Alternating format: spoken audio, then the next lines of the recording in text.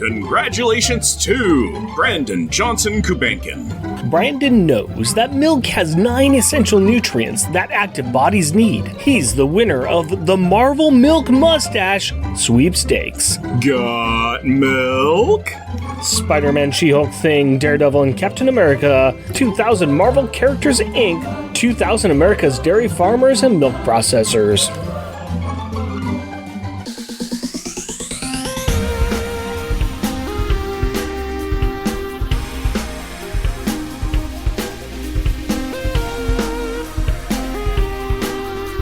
Welcome, dear listener, to our podcast. Jeff and Rick present Unpacking the Power of Power Pack, where we journey through each issue of the most underrated Marvel series of the 80s while drinking beer. Analyzing awesome and amazing adolescent adventures and absorbing alcohol.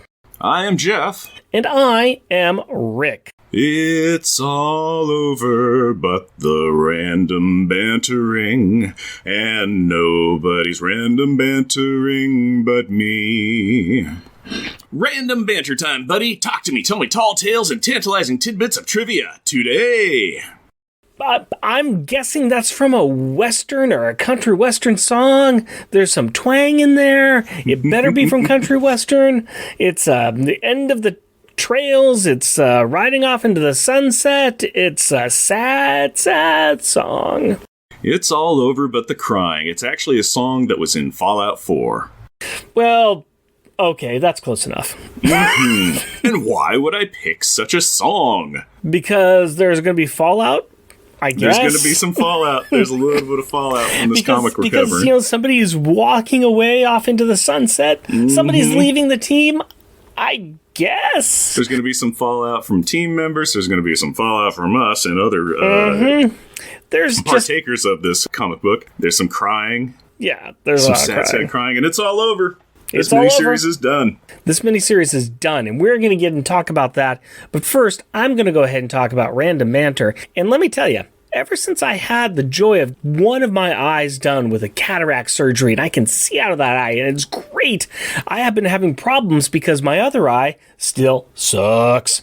So I've been trying to figure out what's the best way I can, still read or see. And so I've given up wearing my normal glasses for the far away side because my good eye is good enough for that.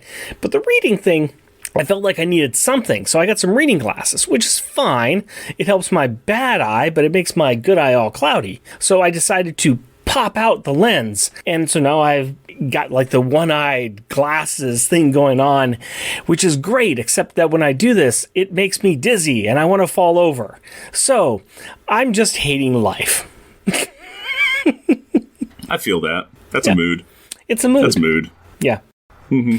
Yeah. It's a mood of sorts. It's what I'm going through. And yeah, I'd like to be able to see in stereo correctly without wanting to fall over. It is kind of funny because I'm looking at Rick and he is wearing a pair of reading glasses with a lens in his right lens and a nothing in the left. He's got half a fashion statement on his glasses. Yes, yes. And then when I get tired of it, I take them off and then I just kind of close my bad eye and say, well, that's better. But it's not perfect. So I'll get you a nice eye patch for the holidays. Yeah, I'm thinking that I've thought about it. So yeah, that's me in my life at the moment. That's what I'm doing right now. Is I'm just playing one-eyed glass-wearing guy. Yeah. And it's fun. One-eyed Willie chasing those darn Goonies. It's fun, I guess. I want my other eye done, and it's not until February. Okay, so I'm going to stop whining about that now, and I'm going to ask you how you've hurt yourself lately. I haven't really hurt myself, but you could call me Turbo, because I got a boost, baby. So I got my third COVID shot yesterday. So I didn't hurt myself, but a nice mister did. He stabbed me in the arm, and I asked him to. So that was nice. It stings. This one kind of stings. I'm feeling it, so I didn't sleep great last night. Did you keep with the same company, or did you mix it up? No, I'm House Pfizer all the way. Ah, okay. See, I went ahead, that's something else I did last week, too, is I went ahead and got my booster shot. I actually ran down to work and got that because they were offering it. So I said, why not? I'll go ahead and do that. And I decided to mix it up. I just got Pfizer to start with, decided to mix it up a bit, got Moderna on the second go round. I spent the next 2 days feeling like I had a hangover. Not too fun. Not too fun. I had a hangover without the enjoyment of being drunk the day before. All the regret, none of the fun. Yeah, so that was fun. Here was kind of the thing that was a little disappointing, disconcerting to me. I'm talking to the pharmacist, and we get onto a thing, and I find out that he is only vaccinated because it was mandated that he had to, and he doesn't think people should get the vaccine, and he feels really, really bad for all these poor children that it's going to be forced on. And I'm kind of like, I volunteered at a mass vaccination site multiple times, and I don't get it, but I think there's a conversation here, but I think our time together is done. And then I went home. I'd like to walk away from you now. Yeah. Yes. So that was a little sad for me because I'm very pro-vaccine and all sorts of stuff. But so that was weird to me. Yeah. Following up on getting my shot, I ran home from Salem and actually made it from Salem to Clackamas in 45 minutes, which... That's impressive. That's impressive. Got home, took my daughter to Clackamas Town Center so she could get her first shot. So, yeah. All about the vaccines over here. Yeah. But you know what we are going to be vaccinated against? The previous episode, the previous issue. I would say this miniseries once we get done with this episode. So I would like to move on and make that happen. Yeah, after our fourth shot, we're fully inoculated against the Power Pack miniseries virus. Yeah. So we can only do that if you give us the 2 cents replay from last episode. Power Pack punches some snarks and then gets easily talked into abandoning all of their earthly storylines, i.e., bad bullies, bad behaviors, bad boys, bad babes, bad burning houses, and bad health moms to travel back to the stars, to travel to Snark World to stop the re-emerged Jackal, Emperor Jackal if you're nasty, and his re-alived Mother Maraud before they destroy the Starways with their destructive dreams of making Snark World great again. Luckily, to aid Power Pack is a sleek and sizably rebodied Friday, Kofi, and that one good snark that they met last issue, Kofi's best friend. Good old, what's his name? That guy. That snark that they revealed from out of the snark-shaped shadows and treated like it was a big reveal? Yeah, that guy. Now that the Sobek, his name was Sobek, and he had a cool crystallization gun that he used that I am sure in no way killed any of the bad snarks that he used it on. 2-sentence replay is over. Why don't you give me a beer and tell us what our Power Pack pick is? My pleasure, my friend. Jeff, I'd like you to grab that beer in that bag, and I think we would like to just say what we are thinking about being done with this miniseries. Okay? Is it going to be Jubilation Ale? It's Good Riddance. Imperial Milk Stout with raspberry and cocoa. This is by Stickman Brewing Company. I think we've had some stuff from Stickman before. Yeah, local little brewery over in Lake Oswego. It's not bad at all. And this is a comforting chocolate raspberry milk stout blended with a whiskey barrel-aged porter. It will make you say, good riddance to anything, except another sip. 8.5% ABV and 53 IBU. That's great. I love this can. I love it. It's kind of got like an old TV needs VCR tracking Good Riddance on it and kind of Cheers lettering. Gray label with darker gray purples and white kind of almost like bridge sections on it with an unplugged microphone. So Good Riddance to that vocalist that's gone. And story time on it is really pretty great, which is end 2020 with this chocolate raspberry milk stout blended with barrel-aged whiskey porter. It will make you say, good riddance to anything except another sip, as Rick had said. So, yeah. Good riddance to 2020. Yeah. Remember when we were there? Remember when it was all about, 2020. Oh, we're still in 2020. 2020 is going on one more year. It's been a long year. We're hoping that 2020 can end at the end of 2021, but we will see. We'll see. Yeah, so that's a fun-looking can and hilarious. Oh, and the reason that we're laughing about Good Riddance being a very good tie-in for this on this 4-part miniseries is because I don't think we're going to miss it. No. I think, we can say that this is also a nice little call out to Randy Allen, because Julie does say good riddance to him. Yes, she does. Originally, I had this picked for the second issue because the kids were saying, or well, Julie said good riddance when she disappeared out of Randy Allen's house. Yep. You know, they were also saying good riddance to their mom as she went to a hospital. Yep. But then I thought about it, I was like, uphill both ways. Talking about the school issue was better. And as we started going through the series, I realized the good riddance needed to be at the end. It really, really did. So I made an audible call on that one, and I do not regret it at all. But this is a dark order. There is no light escaping this black hole. That looks really nice. Oh, man. That looks and the really, really smell, good. you can smell that raspberry. You can really smell the raspberry. Yeah. Not smelling the cocoa. No, but there's a whiskey barrel aged in there. I'm mostly getting just raspberry. Yeah, it's in the background of the raspberry, but yeah, this is going to be a hefty beer, I think. This has got a bit more acidic taste than I was expecting. Yeah. Ooh, yeah, that's got some grip on the tongue. Yeah. And it's got a really, really hard coffee ground kind of espresso flavor going in that. Try that second sip because I think you're going to be a little bit more pleasantly surprised. It calms down a little bit on the second hit, and I'm starting to get a little bit more of the chocolate. It's interesting because...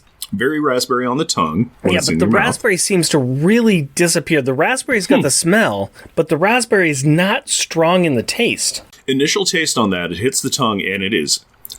I held it in my mouth for a while. Raspberry, all the way down. And then you swallow that, and then it blends pretty quickly into that very pronounced coffee ground flavor. Yeah.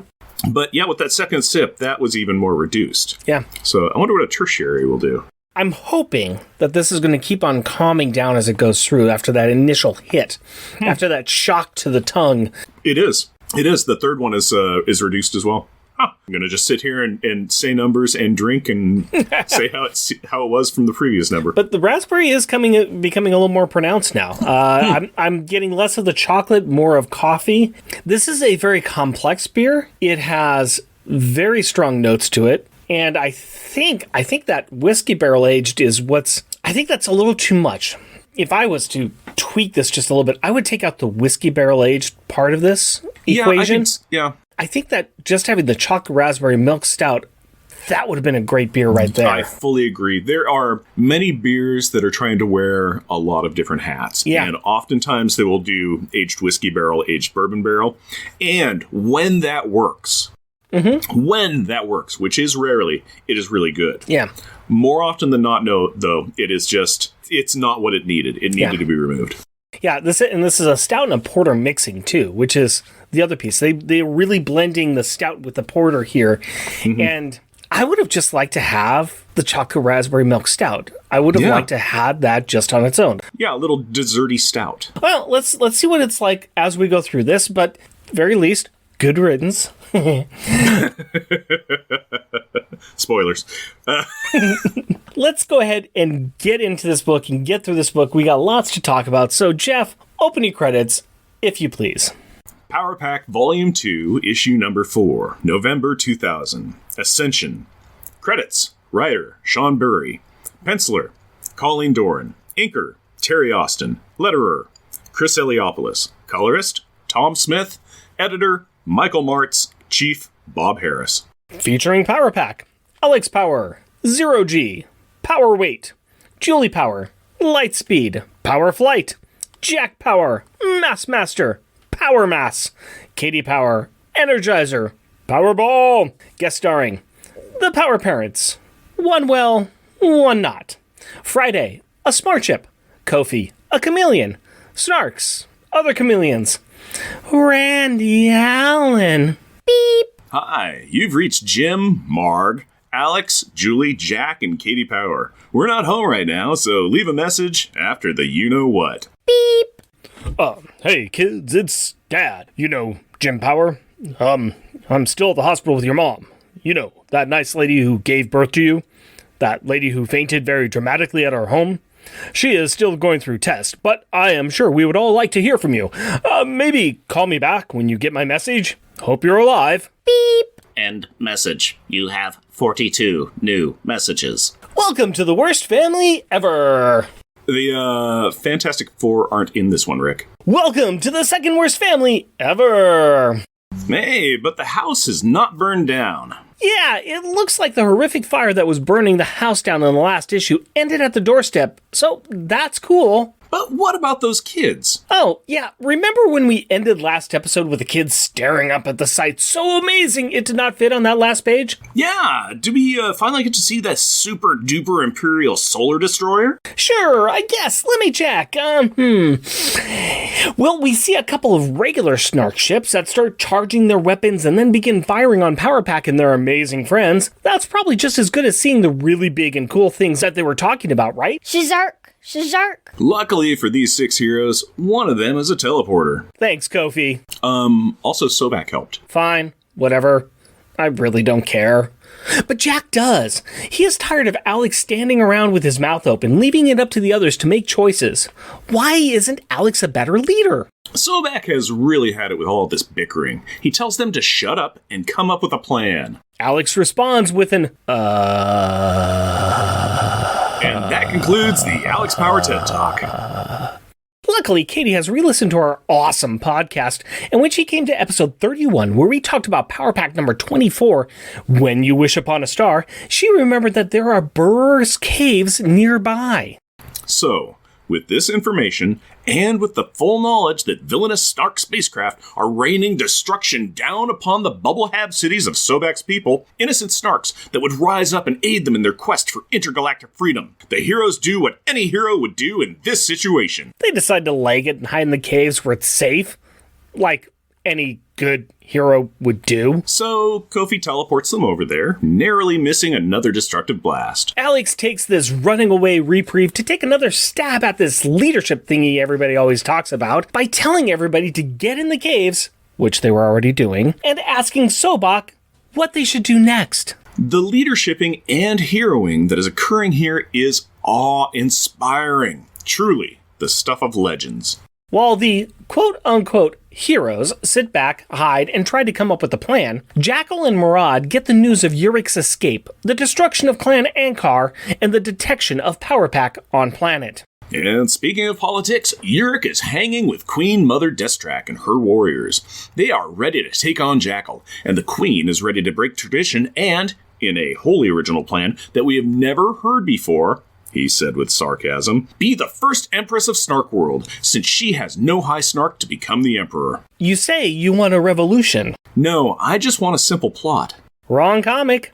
Back to the Cave of Heroics and Leadership, quote-unquote, the heroes have smartly decided to split up the party. Always the best plan, as any D&D player knows. Sobek, Alex, and Katie are randomly digging through the cave walls, hoping to make it to the Snark Palace, which is, that-a-way.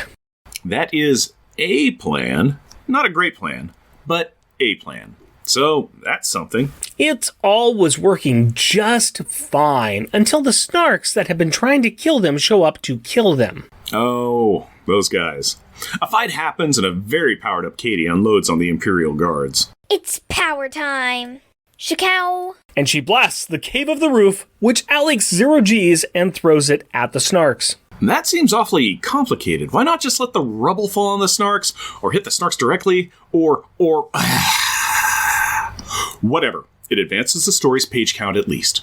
While this was happening, the Burrows show up, recognize Katie, and promise to lead the team to the ending of the story. Hooray! But where is everyone else? Kofi attempts to teleport Jack and Julie to Destrak's biodomes, but he ran out of juice. Before they can come up with some alternate plan, Snarks on speeder bikes show up. What have we here, Glim? Seems we have found the hatchlings Emperor Jackal has been looking for, Padge. Yes, and the Chimerian ambassador's brat as well. Promotion seems imminent. It's a good thing these underpaid guards gloat first and shoot second, because that gives the team time to respond and throw up a shield. Go Jack! It also gives Julie time to try out this teleportation power thing again that she has yet to tell anybody about. Yeah, good. I'm assuming she did a simple jump this time, what with it being the second time using the power and with multiple people to contend with, just to gain them some breathing room from the two Snarks that they encountered, right? Nah, she jumped into Friday's cockpit in space. So, she teleports by accident the first time, and now she successfully navigates insane distances with a blind entry, blind exit, and multiple people. Okay, yep, fine. You may not be impressed, but everyone else is. And now that they're back on Friday, they see the destruction that Jackal has caused. The destruction is that the glass biodomes of Clan Destrak that they were trying to get to are all broken. And yet, they should still go and find Queen Destrak because Sobek told them to. You know, during their heroic hide in the caves where it is safe plan. I guess that sounds like a good reason, so they teleport back down to the planet. Why did they just... Oh, okay, it's because Friday knows where they need to go and transmits them down there. But since they went through Elsewhere again, Jack saw a lamppost. So there's that. Then they discuss how weird Elsewhere is, and that you should never explore that dimension too deeply. This topic is something that will go nowhere, except as a random conversation before Queen Destrak surprises them and tells them to come with her. Well, that was convenient. Soon! We are back with Jackal and Murad, who are still, wait for it, arguing. Jackal is worried about his enemies, but Mommy promises that they are all dead. Such a healthy relationship. Meanwhile, nearby... Home of the Fighting Spelunkers! Speaking of enemies, Alex and Katie and Sobek have been led to the wall next to the throne room by the Burrowers. With these contractual obligations complete, it means that we all get to say goodbye to the Burrowers. Yeah, they are not sticking around for this story. They were brought in on the Spider-Man cameo plan and have now checked off the film set. From their position, the three heroes are able to watch some high snark drama as the Rights Master Repra enters the room. Cue the Downton Abbey music! She has shown up with a complaint from the clans. It is along the lines of, hey, knock off all that evil! Rod informs Repra that he can shove his complaint where the snarks don't shine, and Jackal starts to actually whine that he speaks for the throne, and he can get power converters with his friends whenever he wants to. Murad has had enough of her son's lip and starts to mock him right there. Gotta love a loving mom. I should have stomped your egg into pulp before you were even hatched. You miserable excuse for an emperor. You fail at every turn. Destrak lives. The Chimelia ambassador escapes from your cells, and you do nothing. Jackal counters with the eloquent counter-argument of a scepter to the head. Crack. Followed by hands to the throat. You know what is more awkward than matricide? Matricide with an audience? Correct. Repra is just standing there, trying to slowly edge towards the door. And he would have gotten away with it too, if it weren't for those meddling kids and their dog. I mean, High Snark Sobek, who says, attack now. Knock, knock. Remember us, Jackal? Yeah, we beat you before and we're gonna do it again. Guards, kill the intruders. But before the guards can kill the intruders, Alex zero-Gs them. If you can't rely on your help, do it yourself. Jackal fires a scepter blast at Katie, who absorbs it and seals the guard's doorway, preventing any Stark reinforcements from reappearing. Glad she did that door and not the other door, because that is where Julie, Jack, Kofi, Yurik, and Queen Mother Destrak come running in from. Now we have a party. Yeah, that's right. And do you know what you need to do when it's Mighty Morphin fighting time? Fight! No, not that. What then? You need to have a discussion on governmental policies and political practices during an unprecedented election cycle. George Lucas and George Soros would be so proud of you. In a real effort to shorthand the story even more at this point, everyone kind of forgets about angry Emperor Jackal while they argue over who will be the new emperor. I mean, the guy is still standing right there, patiently. Someone should at least punch him in the jaw or something to validate his existence. Julie is the one to suggest that Sobek and Destrak rule together. Sobek needs the military force that Destrak has, and she needs his legitimate claim to the throne. This all sounds pretty reasonable to everyone except Jackal. No, I rule a snark world, and no terrestrial hatchling or weak-kneed Chimelian ambassador will take my throne from me. Jackal starts to trigger his blaster scepter, but before he can fire it, Katie grabs the ruling rod, absorbs it, and blasts him with some power balls. Hooray! But that's not all. Alex Zero-G lifts him and Julie Superflight punches him in the noggin. And Jack? Well, Jack wiggles his arms at the former dictator in a decidedly aggressive manner. Well, now that the bad guy is defeated, hot cocoa all around, with mini marshmallows. Uric confirms the plan Julie came up with, including Rites Master Repra as a third member to make up the third member of the Triumvirate, much like the ancient Romans used to do in the time of blah blah blah blah blah blah blah, something something whatever. This is snark politics. They will all be eating each other by next week, so who cares about their new political policies? Yeah, that's pretty much Jack's consensus as well. Still later. Home of the Fighting Laters. Friday takes the kids home. From the air, it looks like their little single and a half wide on the prairie is fine. No sign of the she shed, so we can assume that all of Marg's art has been destroyed. But their dad still rushes out to greet them. Katie gives a much briefer recap than we have. Jim is glad they are home, but he would like to note, or something next time. Also, please try not to leave the house on fire when you leave. But what about their mom? Well, she is still ill and sleeping now, so it's going to be about an hour or so before the family can talk. That's good, because that gives us just enough time to deal with one subplot. But just one, and not a single one more. Insert knock knock. Knock, knock. Julie shows up at Randy Allen's house to get her backpack and to tell him off. She lets him know that he sucks as a human being, is a real jerk, and that he should not ever call her Jules or even call her ever again. He meekly says, sorry, and the scene ends. Somewhere during this interlude, Katie got her hands on some flowers and is making flower crowns and flower necklaces for them to cover the bed and their mom with. The whole family is surrounding their mom in bed. Jack takes this moment to say that he does not want to be in Power Pack anymore.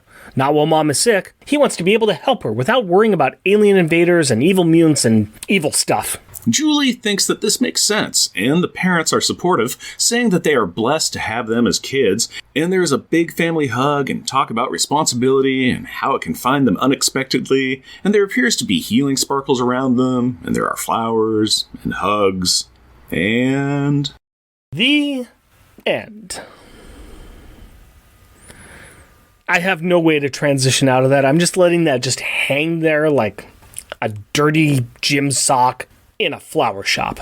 Yeah. Yeah. It ends with a letters page where people wrote in and suggested that they call the letters page power lines. Yeah. And they said, that's a great idea. Because, it's not really a great idea. It's just one more example of bringing back what's been brought back before. It's a lot of good letters sitting here saying, hey, we're so glad that you're back. We are glad to have Power Pack back.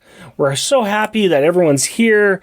And we've missed the team. And, I hope this is going to continue. And... ba-na-na-na, sha-na-na-na, hey, hey, hey, goodbye. They also ask if they missed the little sub-story or cameo appearance or whatever when the pack told their parents that they had powers and were Power Pack. Oh, it's something that we will bring up sometime in the future. It's a story for another day. Yep, and that's what they said. They said, oh, well, that's a tale for another time. Wouldn't that be exciting if they ever went back and addressed that? Or not, who cares? Or not, who cares?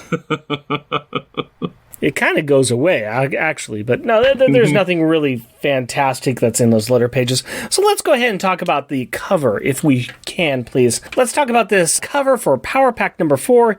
It, of course, was done by Doran and Austin, the artist of the book. And it is Power Pack, and it's yellow. It's kind of this yellow sun kind of thing with this bright center. And it says Power Pack No More with a Ghostbuster no symbol. So no more. Below the no more. So it's there's a no symbol. It's underneath. It's not below it. It's underneath. It's the no symbol is underneath the words no more, which I'm not sure what they're doing anyway. But you're right. It's no more. What they needed was the no symbol on top of Power Pack. Yeah, would be what it is, because with this or it over Jack, because what it is Jack is walking off into the literal sun. Yes. He's walking up into the literal...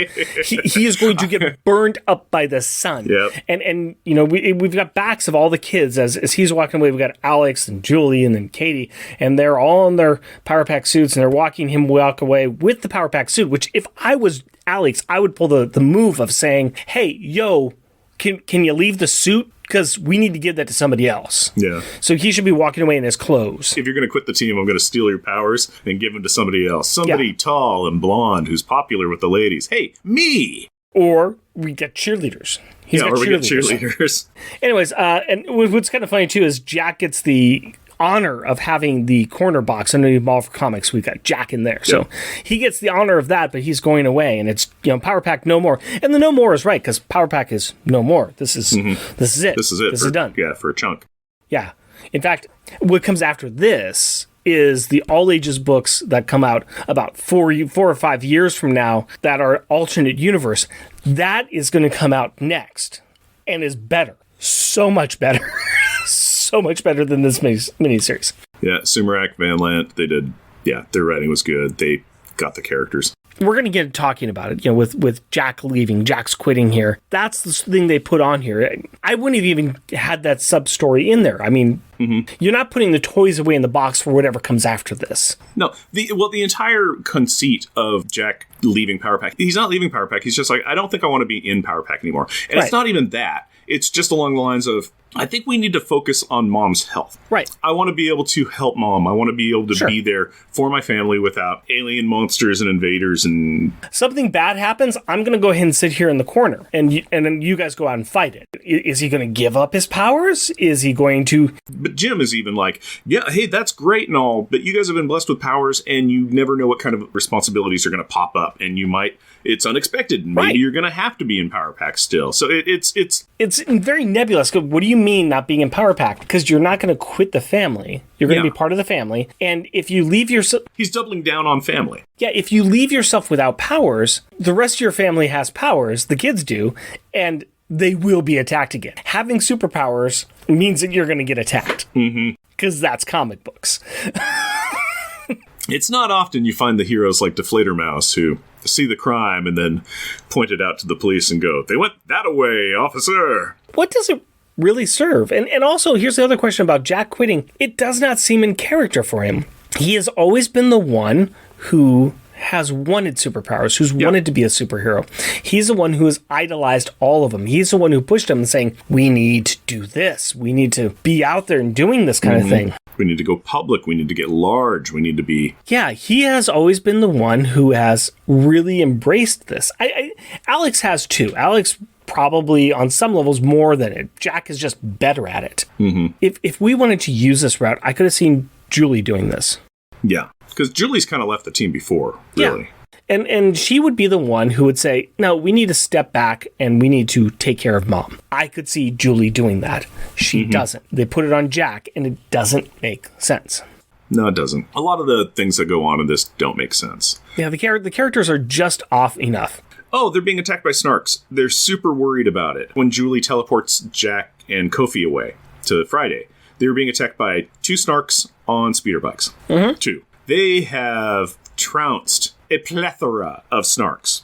Yeah. Why would they be running away? When the Snark ships are attacking the comically unpopulated, really weird-scaled, small bubble cities of the Snarks, where they seem like they have 0 population in them at all. It's almost a meaningless risk, because it's just like, Sobek doesn't even care that his city is being destroyed. He's like, nah, these things happen, whatever. Yeah, we'll rebuild. Or not, who cares? The Snark cruisers or weird-looking kind of ships, little fighters or whatever, are shooting beams down, gonna shoot down beams down at Power Pack. And Jack's like, no, Sobek, no, not like this. You guys have taken, in your early days, you took out a Snark cruiser you chucked a car at it. You take out Snark vessels. You take out Snarks.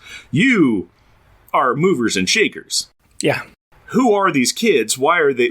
How confident shook did they get because of Alex joining the New Warriors that they are incapable defeating 2 Snarks or coming up with any kind of plan? It's laughable. The hard reset that they have done with the kids in this, they recognize that Alex is part of New Warriors, and that should count for something.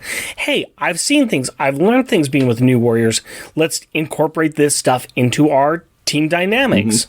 They all seem incompetent, especially together, and it just doesn't make sense. Yeah, Katie keeps on complimenting Alex on his use of powers. Like, whoa, wow, you're getting so awesome at your 0G powers, because he's using them like telekinesis and stuff. Katie has been scaled back to not wanting to use her powers and also can only absorb about a thimble's worth of matter before she explodes. Yeah. Oh, well, what about the spaceship? Okay, it's a big spaceship and it shoots lasers at them and stuff. That's scary. Yeah, Power Pack basically took out Apocalypse's ship. That's the size of a city. This is the size of like a Vanagon. There's so much that just doesn't... Here's the other thing, though. you kind of pointed it out one of our last few episodes where you were talking about the first 2 issues of this miniseries said issue number 1, issue number 2. Next 2 issues says 3 of 4, 4 of 4. Mm-hmm. So somewhere in the schedule here, what might have been an ongoing series was all of a sudden shrunk to a miniseries. Possibly. We don't know yet. We don't know, but if you look at some of the rushed endings that occurred here, they set up a whole bunch of other plots near the beginning. Mm-hmm. And then they just started to scale things back mightily. Yeah, it was 2 issues of setting up stuff for school and snarks and all the different things. And and this one, they rushed a lot of it. They did a lot of like, we're bouncing here. It's almost like in the middle of this issue, they got the notice that, hey, you're going to want to come to an ending real fast. So there might have been more stuff that should have been done. More buildup of Disac, more buildup of Sobak, actually creating characters for these people. And instead, they're just like, we got to just kind of cut it down. They dump a bunch of big exposition with deep snark politics that nobody really cares about, and we know it's not going to last. Yeah. They're not going to change the civilization thing down. We've got Maggie's illness, which, okay, she's sick. We don't know why. Da-da-da-da-da.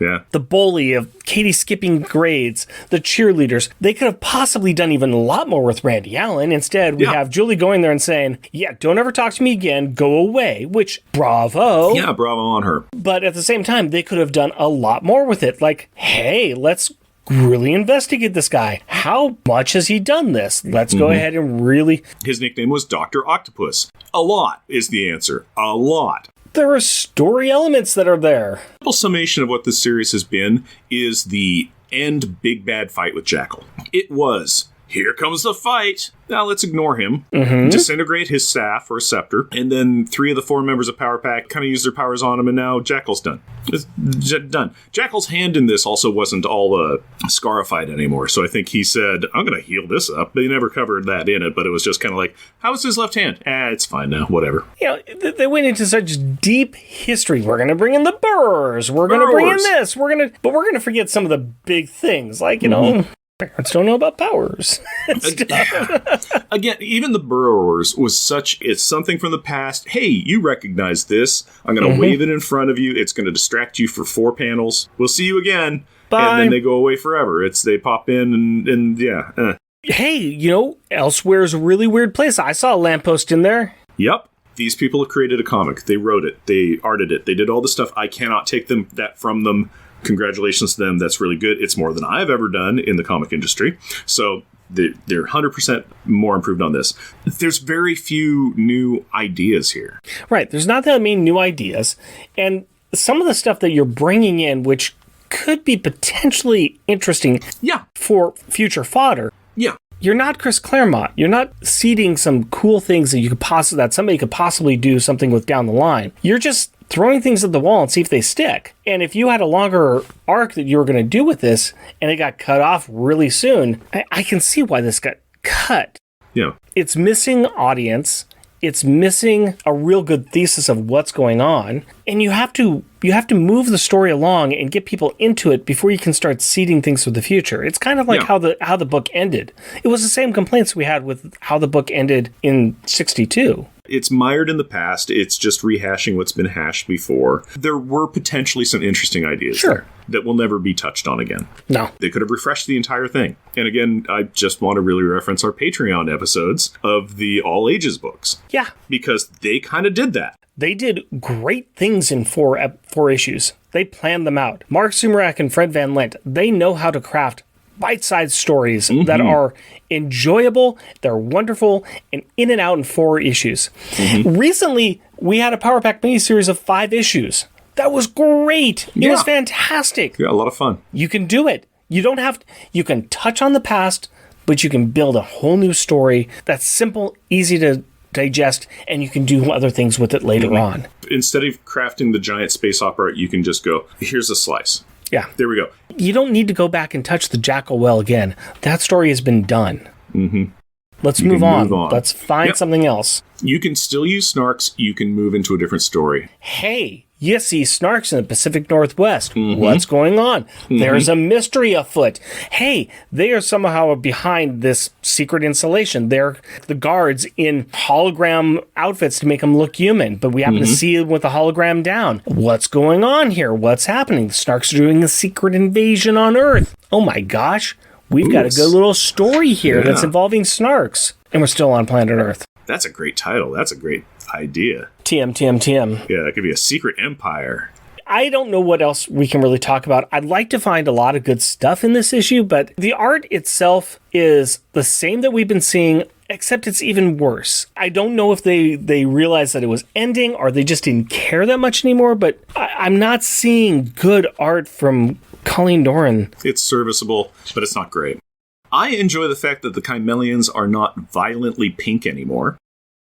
Okay. I appreciate that. I disappreciate that the boot on everybody's footwear, which was a powerful 10, actually a strong 11, actually a gentleman's 12, have been turned up to a, are you serious, 15? This footwear is 90% of the kids' mass. Yeah. And the Chimelians are in on it too. It's just like, hey, remember how when you had little wraps on your feet? You know, you kind of like, yeah, it's kind of cool, little kind of tribal kind of little wrapped moccasin kind of thing. I'm sorry, we came out of the 90s and Rob Liefeld, he broke us on drawing feet. We haven't figured it out yet. We have to cover it all up. Sorry. Yeah, it's a lost technology. Feet. All right. Okay, let's move on. I think if we're going to find any pleasure in this book, it's going to be somewhere in our power thoughts. So let's go ahead and dive into the power thoughts. We'll start off with the refrigerator gallery, which, oh my gosh, miracle of miracles, the refrigerator is still alive. The fire didn't get to it. So yeah, how did that happen? Okay, sorry. I know that we're trying to get away from this, but the she shed was destroyed by a crash ship. Totally just a smoldering little... I've got an explanation for this. Oh, okay. Plot convenience. We ran out of time, so we can't afford to do an entire story about how the kids and family are homeless now. The funniest thing about this, I'm glad you mentioned that. This series really had a TV show whose budget has been cut drastically, and you can tell kind of feeling, because it has a lot of like, look at that up there! My goodness! It is so dramatic and amazing! Oh, far too expensive for us to show on this program. Quick, let's go to the... what set do we have access to today? To the barber shop. We have a Western in. Yeah. But let me draw your attention, sir, to the second to the last page. Okay? Because I'd like to tell you about something funny. All right? Found this funny. I wasn't finding much funny, so I ended up using this as it. And it's Julie, and she's whipping her head around at the bottom, and she's talking to Randy Allen, and she's, just got done telling him off, and then she's like, now, can I have my backpack back? I have to go see my family. But she's whipping her head around, and I called this, I'm cute and angry. she's got a look of like... It's an angry looking face, but she's got the flowers in her hair, and she's whipping her head around, and yeah, it's one of the better pictures of Julie in this book too, so I had to bring that up as well. It's a good one. I like that. You know what? That actually was on my short list, because I did like that. I said, oh, that's a really nice drawing of Julie. I'm like, nah, I'll move into something else. But but I like it. That is a funny one. I like that. My joke backup is on what Marvel Unlimited calls page 13, and I call it Give Me a Backhand 5. And this is after Kofi and Jack and Julie have gone to the destroyed Destrak domes, and they're kind of looking around, and there's a scene where like Kofi's standing on a rock and he's got his hand thrown back behind him, and it looks like Jack's trying to give it a back high five, and I'm like, yeah, up front, back in back, up top, down low kind of thing. I'm like, yeah, they're high fiving. That's awesome. So, folks, I gotta tell you, this was hard. We usually have some funny ones we can find. We got some good ones we can find. This issue was hard to find anything. It was hard. I'm going to be very honest. I wasn't a big fan of the art. It was hard to find stuff that I thought was funny. That's hard to find stuff that I liked. We'll get into other stuff that I thought was hard to get into. So there's going to be a lot of, and I guess. But one thing I can say is that my funniest thing I think I found was on the first page, and I call this the answering machine at the end of the universe. 42. And so we've got this, like, we've got a telescoping, the art is showing us as we're getting, like, into the house, or outside the house, into the house. We're looking at the table with the answering machine. We're getting closer to the answering machine, and it just keeps on zooming in until we see the answering machine. There's 42 messages, and we see the button for play and the button for erase.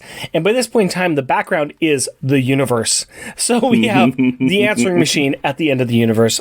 There we go. So my top joke one is on what Marvel Unlimited calls page 14, and I call it Emperor Manspread. And you see it now, don't you? This is a picture of Emperor Jackal sitting on his throne, and he has the largest man spread ever. And maybe that's just natural snark spread, but my goodness, it is pronounced. I don't think you should shame Jackal like that.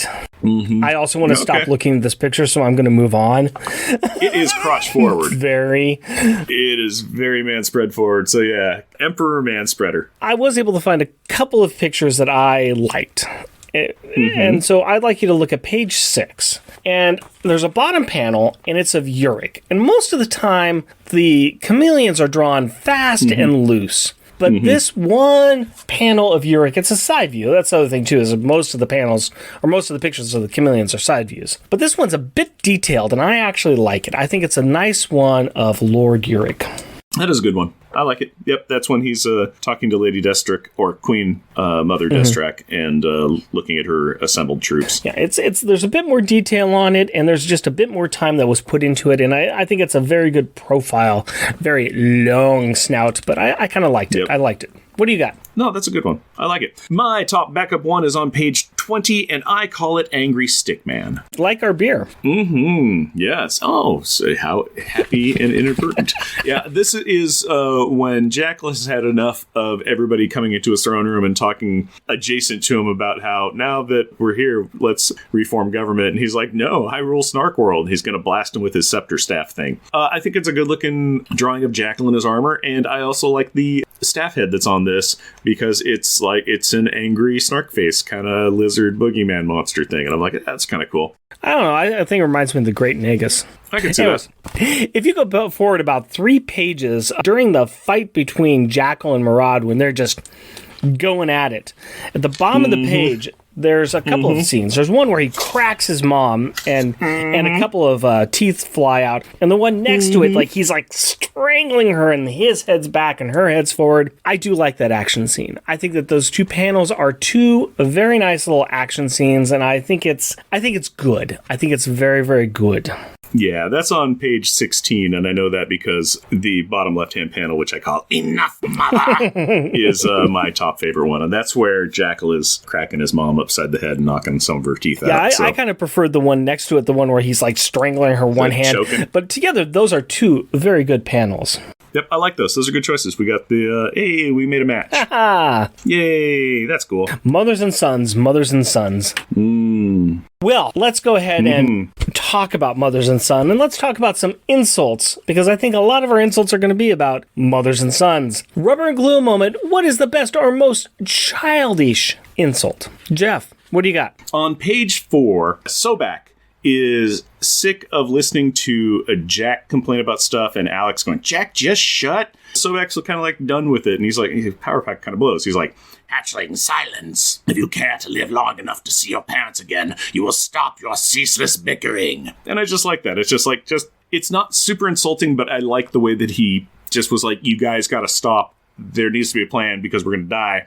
And focus. Yeah, hatchlings, your children. Focus up. You're supposed to be galaxy heroes. So yeah. I thought that was fun. I like it. I like it very much. Like you said, yeah, how about you? There's going to be a plethora of snarks here for this one. Mine is 4 from the end, and this is when Jackal has had enough. I rule Snark World, a new terrestrial hatchling. Our weak-kneed chameleon ambassador will take my throne from me. Yeah, so weak-kneed terrestrial hatchling. Kind of liked it. I liked it. He's had enough, and he's not only going out angry, he's going out angry with some... The words are being said. He says words. Jackal says a lot of words. Jackal says a lot of words. What do you got? He might have the most words in this. Also, Jackal, it's on page 6, and this is after a Snark is informing him, your prisoner Yurik's gone. Weird. And... How could Ambassador Yurik escape from his cell without aid, fool? You will find the chameleon and you will kill him. Then you will end your own incompetent existence. Good. Incompetent existence, fool. I like those. I thought those were fun. I like it. Now, before, we talked about the big fight between Murad and Jackal. So, what caused that? It would be Murad. It's all her fault. Yeah. Because this is what she says to her son. I should have stomped your eggs into pulp before you were even hatched. You miserable excuse for an emperor. You fail at every turn. Ankar lives. The chameleon ambassador escapes from your cells, and you do nothing. Stick the knife in. Turn. Yep. Turn. Yep. Turn. There are kids in this, and we like to give out stars and detentions, and we like to identify the child who was the best and who was the worst. So, Jeff, who in this book do you think is the worst child? Okay, so I want to flavor this profile by just saying I'm going to start with a hearty. All of my answers in this are going to be with a shrugging, I guess. I'm going to say that the worst child in this one was Alex. Yeah, I am going to agree with you. I'm saying that he never really led, and that was his role. No, he didn't. Yeah. That was his role. He handed it over to Sobek a lot. Came up with plans that were kind of already the plan and sort of established. Yeah. Also, he was like, telling Jack to shut up again. Jack was pretty high on that bad kid list as well, mostly just from, Grumplepussing. Yeah, but, that's his role. Yeah, but that's his role, and that's how they really painted his corner in this one. But yeah, it was just, Alex just seemed the worst, There's I guess. There's a process of elimination that went there, too. I could find reasons I liked the other kids a lot more than Alex. Yep. Best. Julie, I guess. All right. She came up with the idea of the triumvirate. She went and got her backpack back and stood up to Randy Allen and told her her thoughts. And so Julie. I could have been Katie, but Julie. I think the reason why I dropped Julie down is untested transportation power into the spaceship. Yeah, she transported him away, but also that, not a good idea. That was just me, though. I ended up going with Jack, and the reason is he was kind of right the entire time. So he was complaining, but he was complaining and right. Even at the end, I like the fact that he's like, why are we even caring about these politics? They're going to just kill themselves once we leave. And even though I said it's against character type for him, by the end of this book, I was right there with Jack saying, yeah, I'd be done being a superhero too. I'm kind of, if this is the way you're going to be written, I kind of got to go with you on this and then saying, I'm tapping out of this. Y'all crazy. It was a good run. Retirement will treat me nicely. You know what? I'm going to be over here and I'm going to be a much happier person. I'm going to be over here in the private sector. Going to check out this, what do you call it? Public school? Yeah. This elementary school? We're going to try this out for a while. No, I got to the end and I was like, I didn't really like Katie where she was at. I had some problems with Julie and I kind of put Jack up there. I could be wrong on it, but I ended up going with Jack saying that he was just kind of right the entire time. It's fine. The alien ships are going to shoot at him. His, no, Sobek, not like this. Why are you saying that to Sobek? You don't even like him. You didn't even want to know his name earlier. I don't know. Well, we got to rank this puppy. We got to rank it. We do this listing all the time. We know where the top is. We know where the middle is. I'm not going to go through all this right now because we're just going to go ahead and scroll on down.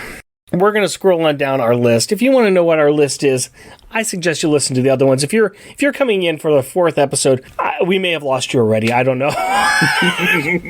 I'm sorry. It's going to be better. I still think if you like the Volume 2 stuff, if you like this miniseries, write us. Tell us about it. Put it on our website. We are wrong. Here's something else I'm going to point out, too. Been listening to my daughter's reaction, and she thinks it's fine. She thinks it's fine. Okay. I know Jeremy Daw was kind of going into it trepidatiously. He was like, I remember it not being really good from the first one. And he said it was okay. So it's like facsimiles of the characters, but he was kind of okay with the first issue. Well, the first issue we ranked a little higher, too. I think the first issue still has the highest rank of all of them so far. At 67. Yeah, 67. After that, it kind of dropped down a little bit. Yeah. Number 3 is at 70, and... Number 2 we really had problems with. 2 is 77. So, I mean, the question is, I can't put this above the first issue. We had hopes at the first issue, but there is real problems going on here. Better or worse than number 77, spot 77 here. Okay, so the very bottom one is 77, which is number 2, which is drama, first day at new school, mom collapses. Yeah.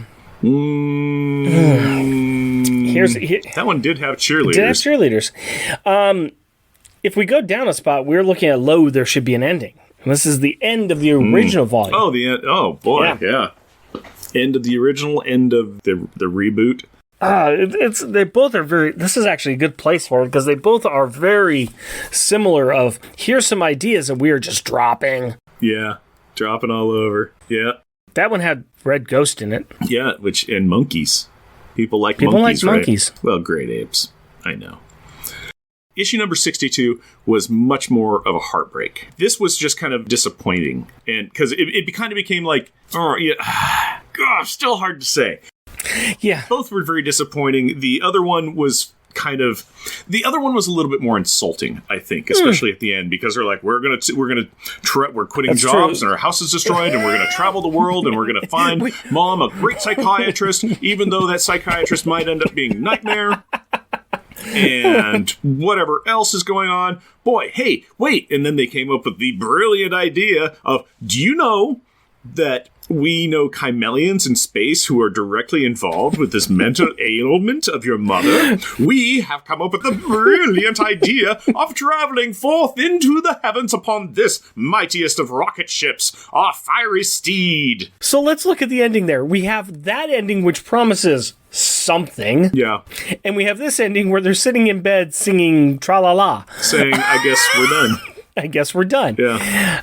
Ah, man, you know what? I gotta say, this is worse. Okay. I gotta say, this ending is worse. At least with the other ending, they could actually build off of that. They could build off of something off that. You could build off this, too. You could write stories. Too, but it's just, I'm still angry that that Jack is just walking off the team. I have questions. That's one of the story beats you could use, though, where it's, you get 5 issues of Jack staying at home and the family going out and trying to talk him into joining, and he's like, nope, I hung up my guns, my spurs are off, I'm off that horse. And he's taken care of, but then the family gets kidnapped or something, and Jack has to saddle back up for one more ride. I'm going to say that this is worse than number 62. That's fine. I got no cares. I got no horse in this race. I will say this: it's still better than Excalibur number 29. Yeah. Hey, also had pretty powerful man spreading on that. Yeah. So this will be the new 79, and Excalibur, Dream a Little Dream, will drop to 80. We have here Good Riddance by Stickman Brewing. And here we are, drinking Stickman Brewing. How are we liking this? How's this treating you? This started off kind of rough. Been drinking it throughout the entire time. How are we feeling? Okay, we need to be more upbeat. We try and pride ourselves on being joyous and filled with love and coming from a place of enjoyment and love. And we have been fairly negative in this issue. So we need to have something positive. I'm enjoying this beer. I wasn't really negative with the beer ever. I don't think in any case. It has a lot of notes that I like. It is not a pinnacle beer. It is not a staple must-have. I am enjoying it. I do love all the words that are on it. Yeah. It is not a 5. It is no way near a 1, a 2, or a 3. I am enjoying this quite a little bit. It's still here, and I haven't reloaded my glass from the can. It is one that I've been sipping on, and it has been very pleasant. This is a really good winter's day. It's blustery outside. You should stay inside. You should bundle up, have a fire going, just kind of relax. And this is one of these really good, enjoy, have a beer, make it last for an hour or two. This is what this beer is to me. I'm I'm agreeing with those words. I like a lot of the promise of this beer. It's just a little too rough. Yeah, it's not. It is not refined, is what I think I said about an hour ago. Amazingly enough, I do like the raspberry and chocolate combination. Oh, yeah, Love that is an awesome combination. I love and stouts. Heck yeah. A little too much acid in it for me right now. That is a great descriptor. It is a little too acidy. It's rough. It's a little unrefined. It's not. There are complementary flavors that are there, but they're not tuned in fully yet. Right. So I like it. I'm going to give it a very strong 4. Okay. I'm going to drop it down just a little bit. I probably could get to the 4. I'm going to go for a 3.5 on this one. The bitterness that's in there with the acid, it's kind of a downer for me, and I guess it's like the promise of something better, blah, blah, blah, words, strive to the greatest. There we go. We've got it. We got it. We got that one in the can. And you know what else we got now? Kids' perspective? Kids' perspective. And that's where Rick talks to his now 11-year-old daughter, Carrie, about the issue that we just covered. So Rick and Carrie, take it away. Hello, Carrie. Hello, Daddy. We are here to talk about Power Pack Volume 2, Issue number 4, the last of this 4-issue miniseries. Right. Okay, so we're done. Yeah. What'd you think? I think it might be a really good way to end the story, kind of. I mean, they actually include a lot more than I really expected them to, though. Is it a good way to end the story? What story ended? Well, okay, to be honest, I don't know. There's just so many things in here. Well, what's the big story that ended? The Snark problem? They finished the Snark problem? How did they finish the Snark problem? Apparently using snarks against each other. What do you think happened at the end of this book? What was the solution that they had? Because they didn't want Jackal to be the emperor anymore, right? Right. Instead they had, like, an empress? One person there. Then who else were they going to have? There was the queen, right? There was another queen of the Dizak clan, Dizak or something like that, right? Who else? Prince Sobak? So we have Sobak, who is supposed to be anointed, right? Right. And then we had Queen Destrak. Right. And then we have this other guy that's in there, this other Snark. So there's like 3 people that are going to be ruling instead of Jackal, right? Right. So you didn't catch all that? Well, this was like the last comic that I read, so... And I was kind of sleepy at the moment. Oh, okay, all right. So the end of the Snark thing, it sounds like it really didn't make that much of an impression on you, right? Yeah. To me, there was just a lot of snarks. And a lot of Snarks, and they were going different places, right? Right. And then at the end, what happened at the very end? Jack quit. Julie finally ended her very little relationship with Randy Allen. Was any of that a good ending? Yeah, now I see what your point is. It's just a whole bunch of things at the very end. It's more like an explosive ending. So, did it feel rushed to you? I mean, I don't think we really needed to see Julie saying goodbye to Randy Allen. I mean, that wasn't really that necessary. I mean, they could make another appearance, but it just doesn't feel right that way. There's not much in this book. There's a lot of different storylines that they started up, but it seems like this ended a lot sooner than it was planned to, and they quickly ended a lot of storylines. Maybe I'm thinking that they were going to... The story turned out smaller, like you said, but so then they had to find a way to, use the other pages. I think they were rushing to finish things, and they didn't do a good job of finishing it. Yeah, maybe there was a deadline. Jeff and I did not like this book. We did not like this entire series. Wow, you didn't? No, not at all. We did not find this to be good writing. We didn't find it to be a good story. We didn't find it to be that engaging. We didn't like it that much. It's not well put together. Yeah, I can kind of see what you're saying there. And if you weren't really caring about following along with any of the Snark politics, and it was very confusing for you, and you are the target audience for this type of a book, and if it's a little confusing to you, you have to be selective with what you read. And if you're reading the story and you don't like it and it's too confusing, you need to stop reading it. It's not good story. I mean, I'm kind of forcing you to read. You are telling me to read it. I am telling you to read this. That's different. But No, I mean, that's the thing, though, is even if we're asking you to read this, if you don't like the story, it's okay to tell us you don't like the story. We didn't like the story at all. We didn't enjoy it that much. I'm trying to see if there's anything good in the ahead, and if there's anything good ahead, then there's probably something you might want to know from the other books. Right. I'm going to tell you right now, there is nothing that ever comes out of this series. When we see Power Pack again in the future, I don't think they really talk about this series that much. Maybe they kind of skipped over it. It was kind of ignored. Jeff and I were having real trouble finding something that we really enjoyed about this book. Yeah. That's the first time you've ever told me that. I wanted to hear your opinion of the book, but I'm letting you know our opinion of the book and why we didn't enjoy it. That's all I've got to say about that. Do you have anything you want to say about it? Nope. All right. Well, thank you very much for your time, Carrie. Welcome. I love you. Love you too. And away you took it, and you were back. Oh, Carrie, always a joy to have you join us. Thank you so much. You are very insightful, and hey, happy belated birthday. Shout out time. We like to recognize those listeners that take the time to write in or leave us a review.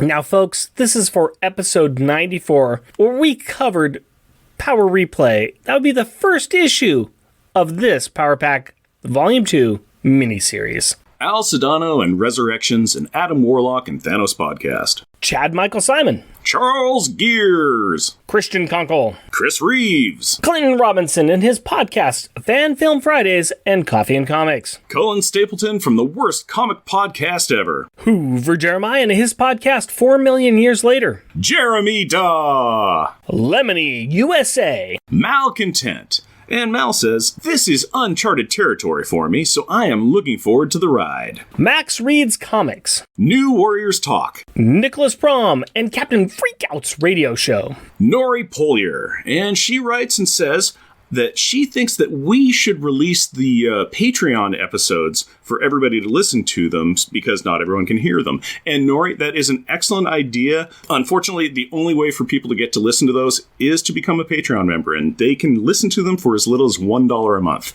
And we have 37 of those out, I think, now. Yeah, we got about 35 of those. Something along those lines. Yeah, so we have in the mid to high 30s of extra content of us that you could hear. There's another 35 hours of us talking for as little as $1 a month. Rob Earhart. Tim Price and his podcast, The Outcasters. Waffles from Waffles and Mario Talk About Things, who says, I can't believe it. I guess I'll have to listen and find the truth of it. Mm-hmm.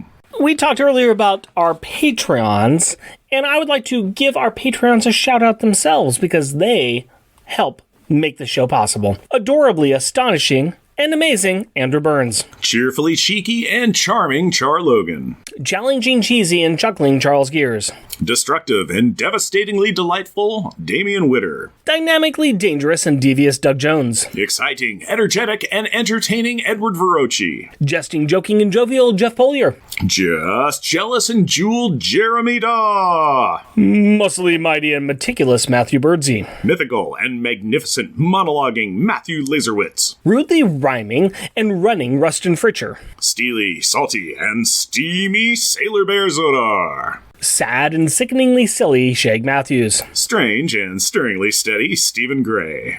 Tyrannically terrifying and tame Tim Price. Technically terrific and triumphant Todd Enoch. Weird and wonderfully wacky Wind. And be sure to check out the other shows that we are on. Our Junior Agent submissions on the MI6 Rogue Agent episodes of On Her Majesty's Secret Podcast and Monthly Monday Movie Muck about my wonderful show on the Longbox Crusade Network.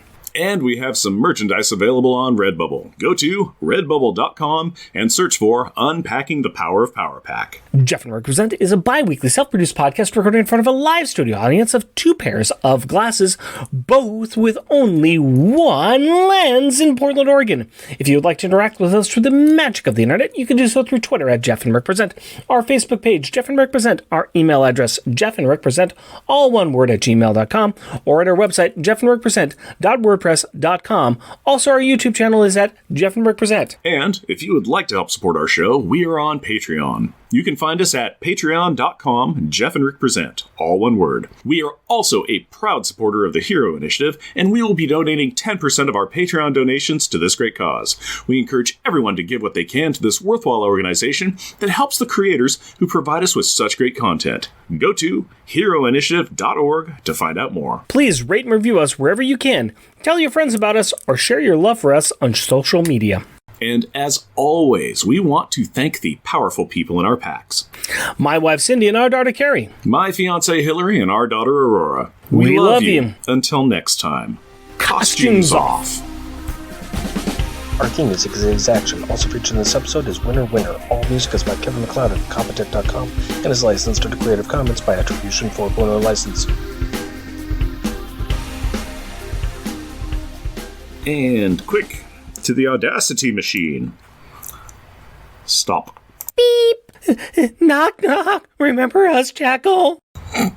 Insert Katie. Yeah, we beat you before, and we're going to do it again. Such authority in Alex's voice she put in there. That's great.